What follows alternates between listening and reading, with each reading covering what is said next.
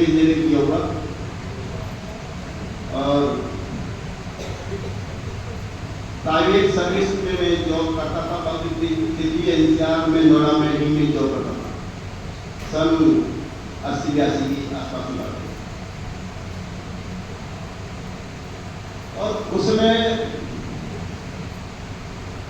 कुछ वैकेंसी मिली थी operation commission से। 84 में मैं इलाहाबाद अपने इंटरव्यू देने चला गया और इंटरव्यू देने के बाद फिर चलता रहा। सारे प्राइवेट जॉब करते रहे, कहीं कुछ नहीं। इसी बीच मेरे पिताजी का भी मुझे स्वर्गवास हो गया, क्योंकि घर में हमारी बड़ी बहन की शादी हो चुकी थी। मेरे पास जिम्मेदारी घर की थी। ऐसी स्थिति में क्या किया जाए, जब एक प्राइवेट जॉब हो, घर की जिम्मेदारियां हो, तो बड़ा अजीब एक दृश्य सामने रहता था। प्राइवेट जॉब में शादी रहा, नोएडा जाता था। कभी बीच में जॉब थोड़ी आजाद हो जाना पड़ा, कभी बीच में थोड़ी गाजियाबाद आना पड़ा। चलता चलता रहा। समस्या यहाँ तक थी कि जो पैसे मिलते थे उसमें घर का मान लीजिए व्यवस्था चलाने की दिक्कत रहती। मतलब मैं आपको बताऊँ, मेरी पत्नी यहाँ बैठी है और इन्होंने मुझे पहले कभी नहीं बताया। और बाद में जब सरकार जॉब करने के बाद उन्होंने बाद में कहा कि हमने 1-2 महीने तक हमने ठीक समय भोजन किया। तो ये स्थिति हमारे साथ रही कि 1 महीना 2 महीना तक हमारे बच्चों ने एक समय भोजन खाया। और ऐसे में जब समय निकलता गया, एकदम स्वप्न में मन के प्रकृति गुरुदेव साक्षात मैं माँ गायत्री की साथ शक्ति में बैठा हूँ कि कोई ना मेरे छोटे बेटे से उठा जाए ना पहुँचे, मैं वास्तव में सामने ना करूँ। बैलगाड़ी में बैठे गुरुदेव आ रहे हैं और एक पत्र मुझे लेके आ रहे हैं और मेरी माँ कहते हैं, बेटा चल मैं तेरा सर्विस का मैं पत्र लेकर आ रहा हूँ, जो मुझे सर्विस करना है।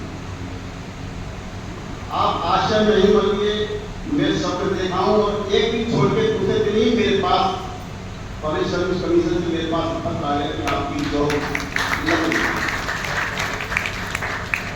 तो वो मुझे ऐसी मनी थी जिसने मेरे जीवन में न जाने कितनी बरसात कर दी। आज मैं खा रहा हूँ, पी रहा हूँ, आज उसी शक्ति की वजह से, उसी परमात्मा की वजह से, उसी ऋषि की वजह से, उसी गुरु की वजह से।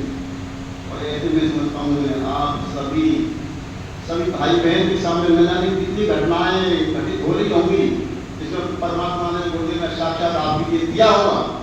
ऐसा मैं सोचता हूँ कि भाई बहन ऐसा नहीं होगा जो अपने मुँह से कहते मुझे कुछ नहीं मिला। लेकिन मेरा आपसे विनम्र निवेदन, विनम्र प्रार्थना मेरी यही है, उस परमपिता परमात्मा के लिए, गुरु के लिए, गुरुशक्ता के लिए जो उनका जन्म चेतावनी वर्ष मनाया जा रहा है, उसके लिए हम किसी तरह से कोई हम कमी न रखें, अपनी कंजूसी किसी में न रखें। हम जैसे बच्चों के साथ, बड़ों के साथ अपने घर के हम अपने कार्यक्रम करते हैं, शरीर मनाते, ध्वज मनाते, अपने और भी पर्व मनाते हैं। और उस पर्वों में हमारे पर्व ये भी जोड़ लीजिए ना, अपने पर्व हमारे माता पिता के पर्व हम नहीं जोड़ सकते क्या? जोड़ सकते हैं, लेकिन हमारी कहीं ना कहीं हमारा स्वार्थ हमारे अंदर कहीं फंस जाता है, उसमें हमारी पेड़ पैदावार चल जाती है। मेरा पुनः आग्रह आप सभी से कि आप और हम सभी मिलकर उस परमपिता की काल में हम पूरा संदेश करते मिलाएंगे। हम कोई कमी, कोई कसर किसी तरह नहीं लेने देंगे। और मेरी बातों के साथ जो मैं समय ज़्यादा दे दिया हूँ, मैं अभी पुनः सभी अपने अंदर सभी भाई सभी बहनों का मैं हृदय से चूँकि दोपहरी में अपने दूर से आ रही एक कष्ट चाहिए चूँकि वेदना थी, पर गुरुदेव पर, माता जी पर, जन्म शताब्दी सब इस कार्यों पर आपके सामने मैंने रखी। गाजियाबाद के संकल्पों को, जो जिले के संकलन मैंने आपके सामने रखे। जिस चीज़ को कार्य होना है उसमें जो बढ़ते जो सहयोग कर सकते हैं, कार्य कर सकते हैं, उनको आप बढ़ सहयोग करें। मेरी प्रार्थना है। पुनः आप सभी का हार्दिक अभिनंदन।